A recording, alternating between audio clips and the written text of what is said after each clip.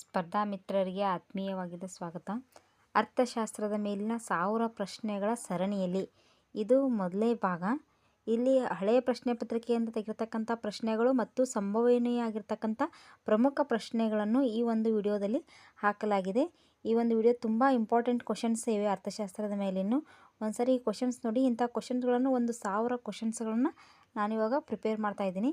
ಅದರಲ್ಲಿ ಒಂದನೇ ಭಾಗದ್ದು ಒಂದನೇ ಕ್ವಶನ್ ಬಂದ್ಬಿಟ್ಟು, ಹಣದ ಮಾರುಕಟ್ಟೆ ಎಂದರೇನು? ಇದು ಹಣಕಾಸು ವಲಯದ ಮೇಲಿನ ಪ್ರಮುಖ ಕ್ವಶನ್ಗಳು. ಅಲ್ಪಾವಧಿಗೆ ಸಾಲವನ್ನು ನೀಡುವ ಮತ್ತು ಸಾಲವನ್ನು ಪಡೆಯುವ ಮಾರುಕಟ್ಟೆಯನ್ನು ಹಣದ ಮಾರುಕಟ್ಟೆ ಅಂತ ಹೇಳಿ ಕರಿತೇವೆ. ಅಲ್ಪಾವಧಿಗೆ ಸಾಲವನ್ನು ನೀಡುವ ಮತ್ತು ಸಾಲವನ್ನು ಪಡೆಯುವ ಮಾರುಕಟ್ಟೆ ಹಣದ ಮಾರುಕಟ್ಟೆ. ಎರಡನೇ ಕ್ವಶನ್ನು, ಭಾರತದಲ್ಲಿ ಸಂಘಟಿತ ಹಣದ ಮಾರುಕಟ್ಟೆಯ ಅನಿವಾರ್ಯತೆಯನ್ನು ತಿಳಿಸಿದ ಸಮಿತಿ ಯಾವುದು? ಒಂದು ಭಾರತದಲ್ಲಿ ಸಂಘಟಿತ ಹಣದ ಮಾರುಕಟ್ಟೆಯನ್ನು ಮಾಡಬೇಕು ಅಂಥೇಳಿ ತಿಳಿಸಿರ್ತಕ್ಕಂಥ ಸಮಿತಿ ಯಾವುದಂದ್ರೆ ಚಕ್ರವರ್ತಿ ಸಮಿತಿ. ಅಂದ್ರೆ ಸಂಘಟಿತ ಹಣದ ಮಾರುಕಟ್ಟೆ ಅನಿವಾರ್ಯತೆ ಇದೆ ಅಂತ ಹೇಳಿದ್ದು ಚಕ್ರವರ್ತಿ ಸಮಿತಿ. ಹಣದ ಮಾರುಕಟ್ಟೆ ಬೆಳವಣಿಗೆ ನೀಲಿ ನಕಾಶೆಯನ್ನು ಸಿದ್ಧಪಡಿಸಿದ ಸಮಿತಿ ಯಾವುದು? ಈ ಹಣದ ಮಾರುಕಟ್ಟೆ ಬಗ್ಗೆ ನೀಲಿ ನಕಾಶೆಯನ್ನು ಸಿದ್ಧಪಡಿಸಿದ ಸಮಿತಿ ವಾಗುಲ್ ಸಮಿತಿ. ವಾಗುಲ್ ಸಮಿತಿಯು ಹಣದ ಮಾರುಕಟ್ಟೆ ಬೆಳವಣಿಗೆ ನೀಲಿ ನಕ್ಷೆಯನ್ನು ಸಿದ್ಧಪಡಿಸಿತು.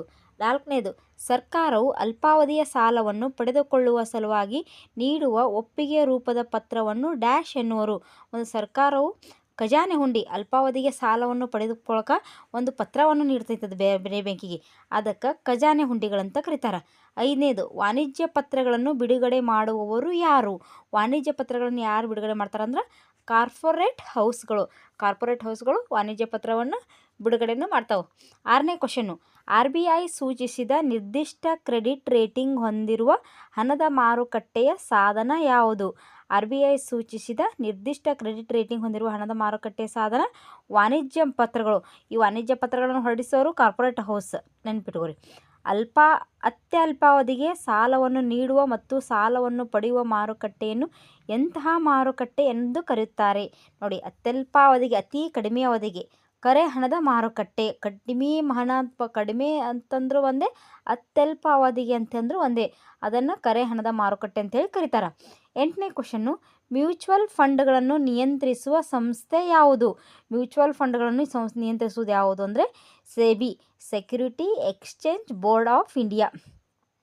ಒಂಬತ್ತನೇ ಕ್ವಶನ್ನು, ಭಾರತ ಸರ್ಕಾರಕ್ಕೆ ತೆರಿಗೆ ಆದಾಯವನ್ನು ಒದಗಿಸುವ ಬಹುಮುಖ್ಯ ಮೂಲಗಳು ಅಬಕಾರಿ ಶುಲ್ಕ, ಸೀಮಾ ಸುಂಕ ಮತ್ತು ವರಮಾನ ತೆರಿಗೆ. ಮೋಸ್ಟ್ ಟೈಮ್ ರಿಪೀಟೆಡ್ ಕ್ವಶನ್ಸ್ ಇದು KPSC ಒಳಗೆ. 10ನೇ ಕ್ವಶನ್ನು, ಭಾರತದಲ್ಲಿ ವಾಣಿಜ್ಯ ಬ್ಯಾಂಕುಗಳು ಸಾಲ ನೀಡುವ ಆದ್ಯತಾ ವಲಯಗಳು ಈ ಕೆಳಕಂಡಂತೆ ಇವೆ. ಕೃಷಿ, ಸಣ್ಣ ಪ್ರಮಾಣದ ಕೈಗಾರಿಕೆಗಳು ಮತ್ತು ಚಿಕ್ಕ ವ್ಯವಹಾರಗಳು. ವಾಣಿಜ್ಯ ಬ್ಯಾಂಕ್ಗಳು ಸಾಲ ನೀಡುವ ಆದ್ಯತೆ ವಲಯಗಳು. ಹಸಿರು ಕ್ರಾಂತಿ, ಶ್ವೇತಕ್ರಾಂತಿ, ನೀಲಿ ಕ್ರಾಂತಿ ಅನುಕ್ರಮವಾಗಿ ಯಾವ ಉತ್ಪಾದನೆಗೆ ಸಂಬಂಧಿಸಿದೆ?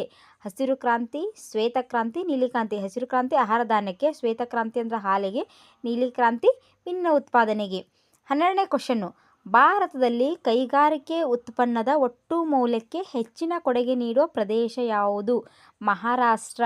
ಮಹಾರಾಷ್ಟ್ರದಲ್ಲಿ ಕೈಗಾರಿಕೆ ಉತ್ಪನ್ನಗಳಿಗೆ ಹೆಚ್ಚಿನ ಕೊಡುಗೆಯನ್ನು ನೀಡಿದೆ. 13ನೇ ಕ್ವಶನ್ನು, ಭಾರತದ ಯಾವ ರಾಜ್ಯಗಳಲ್ಲಿ ಹತ್ತಿ ಮತ್ತು ಕಬ್ಬು ಅನುಕ್ರಮವಾಗಿ ಹೆಚ್ಚಿನ ಪ್ರಮಾಣದಲ್ಲಿ ಬೆಳೀತಾರೆ? ಅಂದ್ರೆ ಮಹಾರಾಷ್ಟ್ರದಲ್ಲಿ ಹೆಚ್ಚಿನ ಪ್ರಮಾಣದಲ್ಲಿ ಹತ್ತಿ ಬೆಳೀತಾರೆ.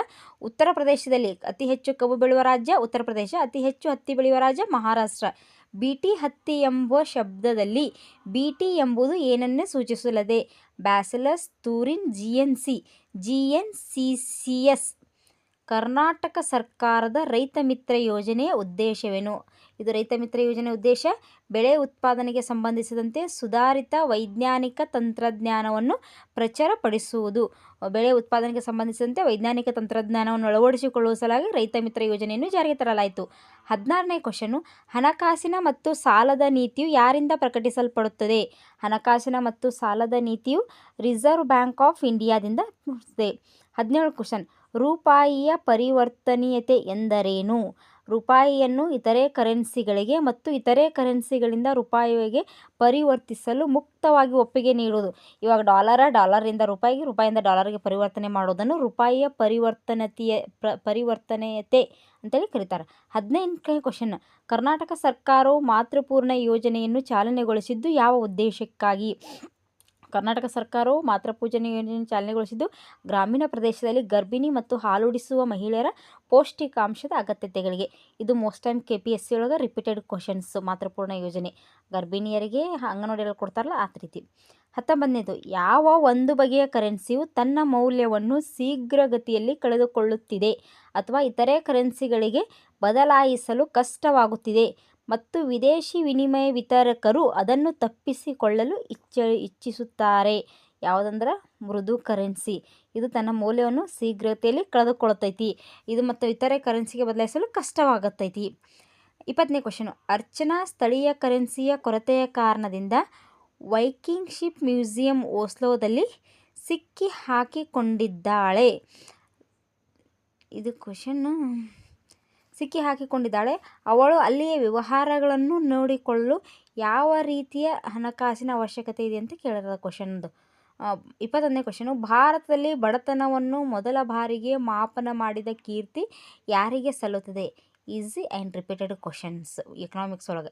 ದಾದಾಬಾಯಿ ನವರೋಜಿಯರಿ ಮೊಟ್ಟ ಮೊದಲ ಬಾರಿಗೆ ಬಡತನವನ್ನು ಅಧ್ಯಯನ ಮಾಡಿದ್ರು ದಾದಾಬಾಯಿ ನವರೋಜಿ. 22ನೇದು, ಯಾವ ಸಮಿತಿಯ ಪ್ರಕಾರ ದಿನವೊಂದಕ್ಕೆ ಗ್ರಾಮೀಣ ಪ್ರದೇಶದಲ್ಲಿ 2400 ಕ್ಯಾಲರಿ ಆಹಾರವನ್ನು ಮತ್ತು ನಗರ ಪ್ರದೇಶದಲ್ಲಿ 2100 ಕ್ಯಾಲರಿಗಿಂತಲೂ ಕಡಿಮೆ ಆಹಾರವನ್ನು ಸೇವಿಸುವವರನ್ನು ಬಡವರು ಎನ್ನಲಾಗಿದೆ? ಯಾವ ಸಮಿತಿಯ ಪ್ರಕಾರ? ಗ್ರಾಮೀಣ ಪ್ರದೇಶದಲ್ಲಿ 2400 ಕ್ಯಾಲರಿ ಮತ್ತು ನಗರ ಪ್ರದೇಶದಲ್ಲಿ ಅಂತ ಹೇಳಿದ್ರೆ ವೈ ಕೆ ಅಲಗ್ ಅವ್ರ ಪ್ರಕಾರ ಬಡವರು ಯಾರಂದ್ರೆ ಗ್ರಾಮೀಣ ಪ್ರದೇಶದಲ್ಲಿ 2400 ಕ್ಯಾಲರಿ ಆಹಾರ ಸೇವಿಸಬೇಕು, ನಗರ ಪ್ರದೇಶದಲ್ಲಿ 2100 ಕ್ಯಾಲೋರಿ ಆಧಾರಿತ ಆಹಾರಕ್ಕೆ ಬದಲಾಗಿ ಕೌಟುಂಬಿಕ ತಲಾ ಅನುಭೋಗ ಮತ್ತು ವೆಚ್ಚದ ಆಧಾರದ ಮೇಲೆ ಬಡತನವನ್ನು ವ್ಯಾಖ್ಯಾನಿಸಿದ ಸಮಿತಿ ಯಾವುದು? ಬಡತನವನ್ನು ಕ್ಯಾಲರಿ ಆಹಾರ ಬಿಟ್ಟು ಮಾಡಿದ್ದು ಲಕ್ಡ್ವಾಲಾ ಸಮಿತಿ. ಲಕ್ಡ್ವಾಲಾ ಸಮಿತಿಯು ಕೌಟುಂಬಿಕ ತಲಾ ಅನುಭೋಗ ಮತ್ತು ವೆಚ್ಚದ ಆಧಾರದ ಮೇಲೆ ಹೇಳಿದಾರ. 24ನೇ ಕ್ವಶನ್ನು, ಸುರೇಶ್ ತೆಂಡೂಲ್ಕರ್ ಸಮಿತಿಯ ಪ್ರಕಾರ ಬಡತನ ರೇಖೆಯನ್ನು ಯಾವುದರ ಆಧಾರದ ಮೇಲೆ ಗುರುತಿಸಲಾಗಿದೆ? ಸುರೇಶ್ ತೆಂಡೂಲ್ಕರ್ ಅವರು ಮಾಸಿಕ ತಲಾ ಅನುಭೋಗ ಮತ್ತು ವೆಚ್ಚ, ಒಂದು ತಿಂಗಳಲ್ಲಿ ಅವರು ಅನುಭೋಗ ಅವರ ಖರ್ಚು ಮತ್ತು ವೆಚ್ಚಗಳ ಮೇಲೆ. 25ನೇದು ಲಾಸ್ಟ್ ಕ್ವಶನ್, ವ್ಯಕ್ತಿಯೊಬ್ಬನ ಸೀಮಾಂತ ಉತ್ಪಾದನೆ ಶೂನ್ಯವಾಗಿರುವ ಸನ್ನಿವೇಶವನ್ನು ಯಾವ ರೀತಿಯ ನಿರುದ್ಯೋಗ ಎಂದು ಕರೆಯುತ್ತಾರೆ? ಮರೆಮಾಚಿದ ನಿರುದ್ಯೋಗ. ಅವನ ಸೀಮಾಂತ ಉತ್ಪಾದನೆ ಶೂನ್ಯವಾಗಿರುವ ಸನ್ನಿವೇಶ ಮರೆಮಾಚಿದ ಉದ್ಯೋಗ. Thanks for watching friends. ಹಳೆಯ ಪ್ರಶ್ನೆ ಪತ್ರಿಕೆ, ಮಾದರಿಯ ಪ್ರಶ್ನೆಗಳು ಮತ್ತು ಹೆಚ್ಚಿನ ಪ್ರಶ್ನೆ ಪತ್ರಿಕೆಗಳಿಗಾಗಿ ನಮ್ಮ ಚಾನಲ್ನ ದಯವಿಟ್ಟು ಸಬ್ಸ್ಕ್ರೈಬ್ ಮಾಡಿ, ಸಪೋರ್ಟ್ ಮಾಡಿ. ಮತ್ತು ಒಂದು 20 ಕ್ವಶನ್ಗೆ 1 ತಾಸು ಟೈಮ್ ವೇಸ್ಟ್ ಮಾಡೋ ನೆಸೆಸಿಟಿ ಇಲ್ಲ. ಕಡಿಮೆ ಸಮಯದಲ್ಲಿ ಹೆಚ್ಚು ಪ್ರಶ್ನೆಗಳನ್ನು ಹುಡುಕೋ ಒಂದು ವ್ಯವಸ್ಥೆಯನ್ನು ಮಾಡಿಕೊಳ್ಳಿ ಅಂತ ಹೇಳ್ತಾ